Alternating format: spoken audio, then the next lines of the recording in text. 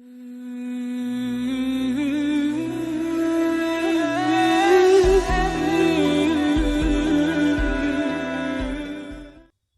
الحمد للہ نحمده ونصلی علی رسولہ الکریم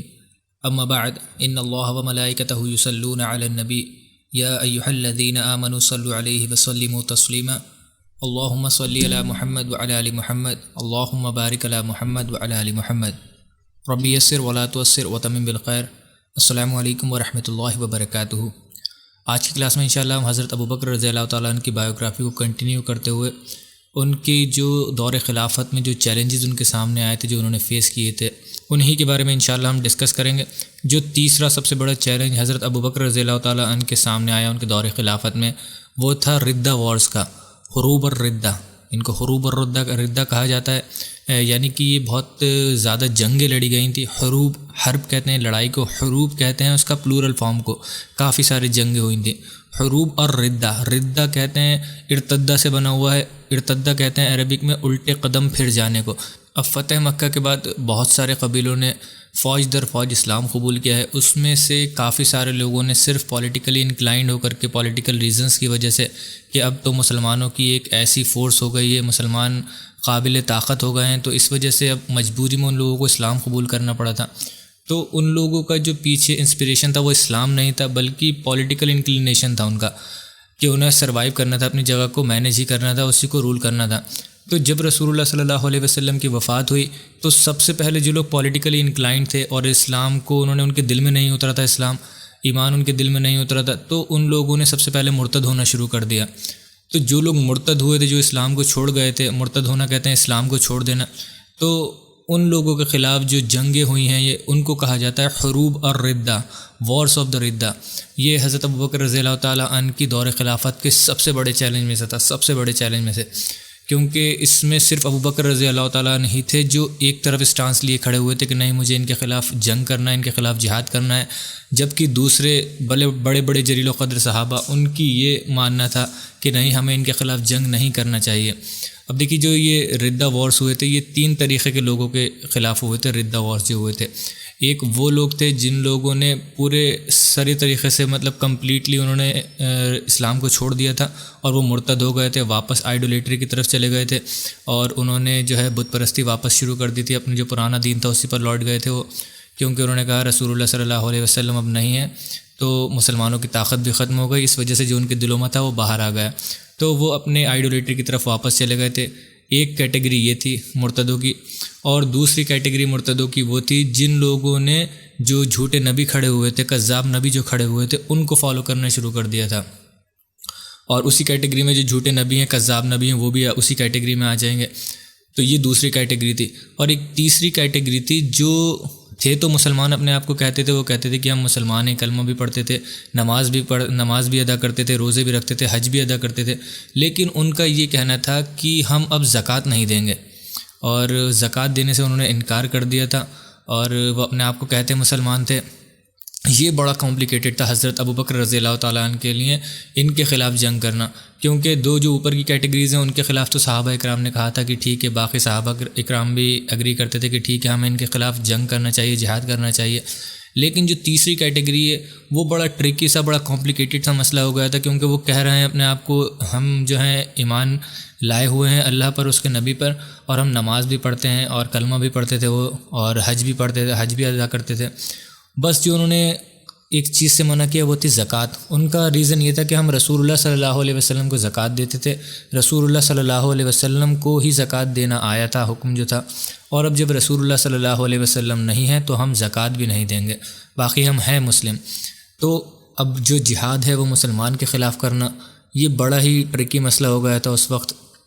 اور صرف ابوبکر رضی اللہ تعالیٰ عنہ تھے جو ایک دم فرم سٹینڈ پر تھے، اور ان کا یہی ماننا تھا شروع دن سے، پہلے دن سے ہی، کہ نہیں، اگر یہ رسول اللہ صلی اللہ علیہ وسلم کے زمانے میں زکوٰۃ دیتے تھے اور اب زکوٰۃ دینے سے منع کر رہے ہیں، اور کیونکہ زکوٰۃ جو ہے وہ اسلام کا ایک رکن ہے، تو یہ اگر اس کو پورا نہیں کریں گے تو میں ان کے خلاف جہاد کروں گا. حتیٰ کہ اگر یہ رسول اللہ صلی اللہ علیہ وسلم کے زمانے میں ایک رسی بھی اگر دیا کرتے تھے زکوٰۃ میں تو میں ان سے وہ بھی لوں گا. یہ میں ان کو اس کی بھی مطلب رخصتی نہیں دوں گا کہ چلو ٹھیک ہے اس کے بارے میں تھوڑا سا ریلیکسیشن ہو جائے، وہ چھوڑ دی جائے. اگر وہ رسی بھی دیتے تھے، اگر چھوٹی سی اینٹ بھی آتی تھی تو وہ بھی لی جائے گی، ان سے چھوڑا کچھ نہیں جائے گا. تو یہ حضرت ابوبکر رضی اللہ تعالیٰ عنہ کا اسٹانس تھا پہلے دن سے ہی. اور حضرت عمر رضی اللہ تعالیٰ عنہ اس کے خلاف تھے. جیسا کہ میں نے کہا کہ حضرت عمر رضی اللہ تعالیٰ عنہ کا خود کہنا تھا کہ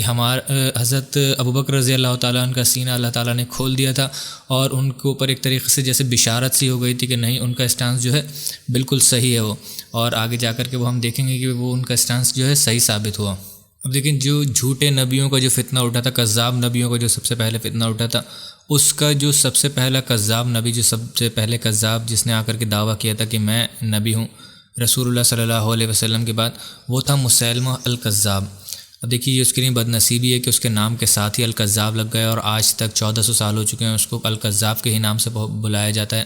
یہ مسیلمہ الکذاب جو ہے یہ رسول اللہ صلی اللہ علیہ وسلم کے وقت میں ہی تھا، اور رسول اللہ صلی اللہ علیہ وسلم کے وقت میں اس نے ایک ڈیلیگیشن بھی بھیجا تھا رسول اللہ صلی اللہ علیہ وسلم کے پاس. اب دیکھیے، یہ تھا بہت ہی قابل شخص، پڑھا لکھا ہوا تھا، اور کرسچینٹی پہ یہ پہلے مانتا تھا، کرسچینٹی میں بلیو کرتا تھا. اور کرسچینٹی میں کیونکہ یہ تھا تو اس وجہ سے اس کو پتہ تھا کہ نبی کیا ہوتے ہیں، رسالت کیا ہوتی ہے، اور وحی کیا چیز ہوتی ہے. تو یہ سارے کانسیپٹس جو تھے اس کو پتہ تھے. جب اس نے رسول اللہ صلی اللہ علیہ وسلم کی نبوت کے بارے میں سوچا، یہ پہلے سوچتا تھا کہ شاید اس کو پتہ تھا کیونکہ کرسچینٹی میں ایک پیشن گوئی ان کی بائبل میں موجود تھی کہ آخری نبی آئیں گے اور فلاں جگہ سے آئیں گے. تو یہ مسیلمہ الکذاب جو تھا یہ سمجھتا تھا کہ شاید وہ نبی میں ہوں گا. لیکن جب رسول اللہ صلی اللہ علیہ وسلم نے اپنی اعلان نبوت کی تو اس نے تھوڑی دیر پلاننگ کی ہوگی، کچھ بھی کیا ہوگا، کچھ وقت بعد اس نے بھی اپنے نبی ہونے کا دعویٰ کر دیا تھا. رسول اللہ صلی اللہ علیہ وسلم کے بعد اس نے ایک ڈیلیگیشن بھیجا تھا، وفد بھیجا تھا،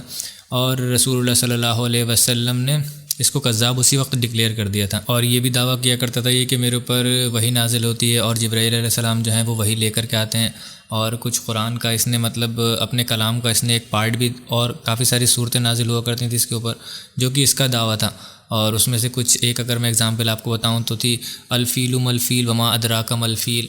اور ایک اور تھی الدفدہ مدفدہ وما ادراک مدفدہ. تو مطلب یہ اگر آپ لاجیکلی دیکھیں گے، اس کے پیچھے تھوڑی سی ریزننگ کریں گے تو آپ کو سمجھ میں آ جائے گا کہ یہ جھوٹا تھا، اپنے آپ سے بناتا تھا. جب اس نے دیکھا ہوگا کہ قرآن کا ایک پیٹرن ہے، جب اللہ تعالیٰ کہتا ہے القاریۃ ما القاریہ وما ادراک ما القاریہ، تو اس نے اس چیز کو کاپی کرنے کی کوشش کی. لیکن اس میں اگر آپ گرامیٹیکلی دیکھیں گے تو اس میں بہت بڑی مسٹیک تھی اس کے اندر، سنٹیکس کے اندر اس کے. کیونکہ جب اللہ تعالیٰ یہ کہتا ہے القاریۃ ما القاریہ وما ادراک ما القاریہ، تو اللہ تعالیٰ کا یہ کہنا ہے کہ تم کیا جانو کہ القاریہ کیا ہے. تو واقع بات ہے، ہم کیا جانیں القاریہ کیا ہے، یہ تو اللہ تعالیٰ جانتا ہے کہ القاریہ ہے کیا. اللہ تعالیٰ اس کو ایکسپلین کرنے کی پھر بھی کوشش کرتا ہے، لیکن کسی نے آج تک القاریہ کو دیکھا نہیں ہے تو کسی کو نہیں پتہ. لیکن جب یہ بات کرتا ہے کہ الدفدہ مدفدہ وما ادراک مدفدہ، الفیل ملفیل وما ادراک ملفیل، کہ ایک ہاتھی ہے اور بہت عجیب ہاتھی، اور تم کیا جانو ہاتھی کیا چیز ہوتی ہے. تو اس کے اندر ایک اپنے آپ میں ہی ایرر تھی، کیونکہ ہر آدمی نے جو ہاتھی تھا وہ دیکھا ہوا تو اس کو پتہ تھا ہاتھی کیسا ہوتا ہے. اور جو الدفدہ مدفدہ تھا اس کا مطلب تھا کہ ایک مینڈک، اور بڑا عجیب طریقے کا مینڈک، اور تم کیا جانو کہ مینڈک کیا ہوتا ہے. تو سارے لوگوں کو کلیئر تھا کہ یہ جو ہے جھوٹ بول رہا ہے. ہر انسان نے مینڈک دیکھا ہوا ہے، کس کو نہیں پتہ کہ مینڈک کیسا ہوتا ہے. تو یہ اس کے کذاب ہونے کی کچھ سائنس جو تھے وہ بہت ہی کلیئر تھے، بہت ہی ایویڈنٹ تھے. تو یہ مسیلمہ الکذاب جو تھا یہ بنو حنیفہ قبیلے سے تھا، اور یمامہ ایک جگہ ہے، یمامہ کا یہ رہنے والا تھا. اور اس کے علاوہ ایک اور جو جھوٹے نبیوں میں جس کا شمار ہوتا ہے وہ تھی سجہ، ایک عورت تھی سجہ بنت الحارث، اور یہ بہت ہی قابل عورت تھی اور بہت زبردست پوئٹس تھی. یہ اشعار بہت اچھے پڑھا کرتی تھی اور بہت زبردست اشعار لکھا کرتی تھی. تو اس کے اندر بھی دماغ میں فتنہ آیا، اس نے بھی ایک فالس پروفٹ ہونے کا، کذاب نبی ہونے کا، جھوٹا نبی ہونے کا دعویٰ کیا تھا. اور یہ جو تھی یہ بنو تمیم قبیلے سے بلونگ کرتی تھی، اور نجد جو سعودی عرب کا نجد علاقہ ہے وہاں سے یہ بلونگ کرتی تھی. اور یہ اگر اس کے دین کے بارے میں بات کی جائے تو یہ کرسچن تھی، اور کیونکہ یہ کرسچن تھی تو اس کو پتہ تھا کہ نبی کیا ہوتے ہیں، وہی کیا ہوتی ہے، وہی سب اس نے، جیسے کہ مسیلمہ الکذاب کے معاملے میں تھا، اس کو بھی یہ سارے کانسیپٹس پتہ تھے. تو اس نے بھی حالانکہ رسول اللہ صلی اللہ علیہ وسلم کی وفات کے بعد یہ جو جھوٹے نبی ہونے کا دعویٰ کیا تھا حضرت ابوبکر رضی اللہ تعالیٰ عنہ کی دور خلافت میں۔ اب اس عورت نے بنو تمیم کے اور بھی بہت سارے لوگوں تک پہنچنے کی کوشش کی، اپنی جو دعوت تھی اس کو لانچ کرنے کی کوشش کی اور ان کو اپنی طرف مائل کرنے کی کوشش کی۔ اسی میں ایک شخص تھے مالک ابن نویرہ، اور اپنی قوم کے وہ سردار تھے اور ان کا صحابیوں میں شمار ہوتا ہے۔ رسول اللہ صلی اللہ علیہ وسلم کے زمانے میں انہوں نے اسلام قبول کیا تھا، تو ان کو یہ اپنے فتنے میں مبتلا کر لیتی ہے اور وہ جو ہیں اس کو فالو کرنے لگتے ہیں اور اس کی نبوت کو مان لیتے ہیں وہ۔ اب اسی میں کچھ وقت بعد اس کا جو ہے مسیلمہ الکذاب سے سامنا بھی ہوتا ہے اور مقابلہ بھی ہوتا ہے اور جنگ کے لیے تیار ہوتے ہیں بالکل یہ۔ تو مسیلمہ الکذاب جو تھا وہ، کیونکہ دونوں ایک ہی وقت میں تھے اور وہ دیکھتا ہے کہ اس کی جو ہے فورس بہت زیادہ ہے، اس کے پاس تعداد زیادہ تھی سجاح کے پاس، تو مسیلمہ الکذاب جو تھا وہ اس سے نیگوشیشنز کرنا چاہتا ہے، اس سے بات چیت کرنے کی کوشش کرتا ہے۔ جب وہ سجاح کے پاس پیغام بھیجتا ہے ملاقات کے لیے، تو سجاح اس کو انوائٹ کرتی ہے کہ آئے اور بات چیت کر لے، تو اس پر مسیلمہ کہتا ہے کہ نہیں، میں تمہاری جگہ پر نہیں آؤں گا، کیونکہ اس کو ڈر تھا، اپنی جان کا خطرہ تھا۔ اس نے کہا کہ ہم دور کہیں ایک جگہ پر ایک کیمپ سیٹ کرتے ہیں، وہاں پر صرف ہم دو ہی ملیں گے اور کوئی بھی شخص نہیں ہوگا وہاں پر، نہ ہی تمہاری فوج سے کوئی شخص ہوگا نہ ہی میری فوج سے کوئی شخص ہوگا۔ تو وہ اس چیز کے لیے راضی ہو جاتی ہے، ایک جگہ پر کیمپ لگایا جاتا ہے، ٹینٹ لگایا جاتا ہے ان کے لیے، اور وہاں پر صرف وہ دونوں ہی جا کر بات کرتے ہیں اور نیگوشیشنز کرتے ہیں، جو بھی نیگوشیشنز کرنا ہوتے ہیں۔ دیکھیے کیونکہ دونوں ہی جھوٹے تھے، کذاب تھے، دونوں کو پتہ تھا، تو 1-2 منٹ میں ہی پہچان لیتے ہیں ایک دوسرے کو اس پر، لیکن حالانکہ کہتے نہیں ہیں کہ ہاں تم جھوٹے، تم کذاب یا میں کذاب، کیونکہ اپنی ان کو لگژریز بھی چاہیے تھی جو ان کو ایک سٹیٹس ملا ہوا تھا جھوٹے نبی ہونے کی وجہ سے، جو لوگ ان کو فالو کر رہے تھے۔ تو وہ کہتے ہیں کہ بات ڈیسائیڈ ہوتی ہے کہ ہم جو ہے نکاح کر لیں گے، شادی کر لیتے ہیں، اور نکاح میں مسیلمہ جو تھا وہ ایک بہت ہی ایکسپینسو مہر دیتا ہے، بہت ہی مہنگا مہر دیتا ہے۔ وہ جو مہر میں ہوتا ہے اس کی 2 نمازوں کی رخصتی دے دیتا ہے اسے، یعنی کہ 5 وقت کی جو نمازیں تھیں اسلام میں، وہ اس کو 2 نمازیں کم کر دیتا ہے، کہتا ہے فجر اور عشاء کی نماز تمہارے لیے معاف ہے اور تم فجر اور عشاء کی نماز نہیں پڑھنا۔ وہ کیونکہ نئی شریعت لے کر آئے ہوتے ہیں، اب دیکھیے کذاب تو ہیں، جھوٹے تو ہیں، اس لیے جو دل چاہے کریں وہ، تو وہ 2 نمازوں کی رخصتی بھی دیتا ہے سجاح کو کہ تمہارے لیے یہ 2 نمازیں معاف ہیں۔ اور اس کے علاوہ وہ کچھ فصل کا حصہ بھی دیتا ہے کہ یمامہ سے جتنی بھی فصل اگے گی اس کا ایک بڑا حصہ وہ سجاح کو دیتا ہے۔ تو اس چیز پر وہ راضی ہو جاتے ہیں اور نکاح کر لیتے ہیں، اور سجاح جو ہے واپس نجد کے علاقے میں واپس چلی جاتی ہے۔ وہ کہتے ہیں کہ اس پہ بھی سیٹلمنٹ ہوتا ہے کہ اس جگہ پر جو ڈومینینس ہوگا، جو راج ہوگا، وہ میرا ہی ہوگا، تو وہ وہاں سے نجد واپس چلی جاتی ہے۔ اب اسی دوران حضرت ابوبکر رضی اللہ تعالیٰ عنہ جو ہے حضرت خالد بن ولید رضی اللہ تعالیٰ عنہ کو وارس آف ردہ، یہ حروب الردہ جو تھے اس میں انوالو کرتے ہیں اور اس کا ہیڈ بناتے ہیں، ملٹری ہیڈ بناتے ہیں حضرت خالد بن ولید رضی اللہ تعالیٰ عنہ کو۔ اور حروب الردہ جو ہیں، یہ وارس آف ردہ، انہوں نے ہی خالد ابن الولید کو خالد ابن الولید بنایا ہے، جو ان کا اسٹیٹس ہم جانتے ہیں آج اسلام میں کہ ایک بہت ہی زبردست جنگجو تھے، ایک بہت زبردست ملٹری کمانڈر تھے، اور کوئی بھی جنگ انہوں نے نہیں ہاری۔ جو ان کی ٹیکٹکس تھیں، جن کو ہم جانتے ہیں کہ بہت زبردست ٹیکٹکس یوز کیا کرتے تھے وہ جنگوں میں، جن کو آج بھی بڑی بڑی یونیورسٹیز میں یوروپ میں پڑھایا جاتا ہے ان کی ٹیکنیکس کو، اور بہت ساری موویز اور ڈراماز میں ان کو دکھایا جاتا ہے، ان کی جو ٹیکنیکس ہیں یوز کی جاتی ہیں، سب لوگ دیکھتے ہیں، تعریف کرتے ہیں، لیکن وہی مسلمانوں کے لیے شرم کی بات ہے کہ ان کو یہ بھی نہیں پتہ ہوتا ہے کہ یہ ٹیکنیک پہلی بار نوع انسانی میں حضرت خالد بن ولید رضی اللہ تعالیٰ عنہ نے استعمال کی تھی، یوز کی تھی، جس کو آج تک پڑھا جاتا ہے اور ملٹریز میں یوز کیا جاتا ہے جنگوں کے دوران۔ تو خالد بن ولید رضی اللہ تعالیٰ عنہ کو حضرت ابوبکر رضی اللہ تعالیٰ عنہ یمامہ بھیجتے ہیں سب سے پہلے، اور کہتے ہیں کہ مسیلمہ الکذاب کے خلاف جنگ کرنا ہے اور اس کو ختم کرنا ہے، اور حضرت خالد بن ولید رضی اللہ تعالیٰ عنہ ویسے ہی کرتے ہیں، جا کر کے بالکل اس کی جو آرمی تھی اس کو انہیلیٹ کر دیتے ہیں، ختم کر دیتے ہیں، بالکل نیست و نابود کر دیتے ہیں مسیلمہ الکذاب کی جو آرمی تھی۔ اور مسیلمہ الکذاب کو مارنے والے جو تھے وہ وحشی رضی اللہ تعالیٰ عنہ تھے، جو کہ حضرت حمزہ رضی اللہ تعالیٰ عنہ کو جنہوں نے پہلے شہید کیا تھا اپنے دور جاہلیت میں، اور اس کے بعد وہ جب اسلام قبول کیا تھا انہوں نے فتح مکہ پر، تو وہ اس چیز کا ان کے دل میں بہت درد تھا کہ رسول اللہ صلی اللہ علیہ وسلم کے جو چچا تھے ان کو انہوں نے شہید کیا ہے، جس کی وجہ سے رسول اللہ صلی اللہ علیہ وسلم نے وحشی کا اسلام تو قبول کیا تھا۔ جب وہ اسلام قبول کرنے آیا تھا تو رسول اللہ صلی اللہ علیہ وسلم نے اس سے ایک بات لیکن کہی تھی کہ وحشی تو کبھی میرے سامنے مت آنا، تجھے جب دیکھتا ہوں تو مجھے میرا چچا یاد آ جاتا ہے۔ تو اس وجہ سے حضرت وحشی جو تھے ان کے دل میں ایک خلا رہا کرتی تھی کہ رسول اللہ صلی اللہ علیہ وسلم مجھ سے ناراض تھے، کہیں ایسا نہ ہو کہ اللہ بھی مجھ سے ناراض ہو، میں نے اتنے نیک شخص کو شہید کیا ہے، قتل کیا ہے۔ تو اس وجہ سے وہ اللہ تعالیٰ سے ہمیشہ معافی مانگتے رہتے تھے اس چیز کے لیے، اور کہتے تھے یا اللہ تعالیٰ تو میری معافی قبول کر لے۔ تو وہ جنگ یمامہ میں چلے جاتے ہیں، اور جب جاتے ہیں تو مسیلمہ الکذاب کو مارنے کی ان کے دل میں خواہش ہوتی ہے، اور اسی بھالے کو لے کر کے جاتے ہیں جس سے انہوں نے حضرت حمزہ رضی اللہ تعالیٰ عنہ کو شہید کیا تھا، اور اسی بھالے سے لے جا کر بہت ہی اچھے انداز میں جنگ میں اس کے پیچھے لگے رہتے ہیں، کیونکہ وہ بہت زیادہ گھرا ہوا رہتا تھا، اس کی سیکیورٹی بہت زیادہ تھی، لیکن وہ کہیں پر موقع پا کر کے اس کو قتل کر دیتے ہیں، مسیلمہ الکذاب کو، اور قتل کرنے کے بعد اللہ تعالیٰ سے یہی دعا کرتے ہیں کہ یا اللہ تعالیٰ، میں نے اسلام کے سب سے بہترین شخص حمزہ ابن عبد المطلب کا بھی قتل کیا ہے، اور یا اللہ تعالیٰ میں نے اسلام کے سب سے بدترین شخص مسیلمہ الکذاب کا بھی قتل کیا ہے، تو یا اللہ تعالیٰ یہ میرا کفارے کی طرح اس کو ایکسیپٹ کر لے اپنے پاس، اور اس کے ذریعے میری مغفرت عطا فرما دے، اور میں نے جو اتنا بڑا گناہ کیا تھا حمزہ ابن عبد المطلب رضی اللہ تعالیٰ عنہ کو قتل کر کے، یا اللہ تعالیٰ اس گناہ کو میرے نامہ اعمال سے مٹا دینا۔ تو یہ پوری واقعہ تھا مسیلمہ الکذاب کا۔ اس کے علاوہ سجا کو جو ہے، سجا کے اوپر بھی جب جنگ کی جاتی ہے، لانچ کیا جاتا ہے اٹیک، تو وہاں پر اس کو پکڑ لیا جاتا ہے، اور سجا جو ہے پھر اپنے آپ سے باز آ جاتی ہے، وہ توبہ کر لیتی ہے اور اسلام قبول کر لیتی ہے،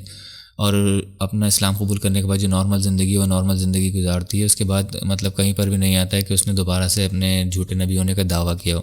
ایک متقی عورت کی طرح وہ اپنی زندگی گزارتی ہے۔ اب انہی کذاب لوگوں کی لسٹ میں جنہوں نے نبی ہونے کا دعویٰ کیا تھا ایک نام اور آتا ہے جو کہ بہت مشہور ہے، طلیحہ الاسدی۔ یہ نام ہے طلیحہ الاسدی۔ یہ پہلے اسلام قبول کرتے ہیں، اور اسلام قبول کرنے کے بعد جب رسول اللہ صلی اللہ علیہ وسلم کی وفات ہو جاتی ہے تو یہ اسلام سے پھر جاتے ہیں، مرتد ہو جاتے ہیں، اور جھوٹے نبی ہونے کا ہی دعویٰ کر دیتے ہیں۔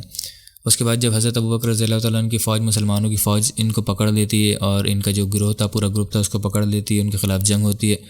تو جب یہ کیپچر ہوتے ہیں، پکڑ لیے جاتے ہیں، بندی بنا لیے جاتے ہیں، تو یہ توبہ کر لیتے ہیں، اور توبہ کرنے کے بعد یہ اسلام قبول کر لیتے ہیں، اور دوبارہ جب اسلام قبول کر لیتے ہیں تو پھر اپنی نارمل زندگی جیسے کہ سجا نے گزاری تھی، وہ ایک متقی مسلمان کی طرح ہی اپنی باقی کی زندگی گزارتے ہیں۔ جیسے کہ ہوتا ہے ہر انسان کو کہیں نہ کہیں شیطان بہکا دیتا ہے، تو ہم یہی سمجھتے ہیں کہ ان کو شیطان نے بہکا دیا تھا، پھر اللہ تعالیٰ نے ان کو ہدایت دی، اور پھر انہوں نے اسلام قبول کیا، اور پھر ایک متقی مسلمان کی طرح ہی انہوں نے زندگی گزاری ہے۔ اور اس کے بعد انہوں نے جنگ قادسیہ میں بھی حصہ لیا ہے، اس میں بھی ان کا رول رہا ہے، جنگ قادسیہ میں، جو اسلام کی کچھ بہت بڑی بڑی جنگیں ہیں وہ اس جنگوں میں شمار ہوتی ہے، جنگ قادسیہ، اس میں انہوں نے ہیلپ کی اور اس میں پارٹیسپیٹ کیا ہے انہوں نے۔ تو اس طریقے سے حضرت ابوبکر رضی اللہ تعالیٰ عنہ نے ملیٹریلی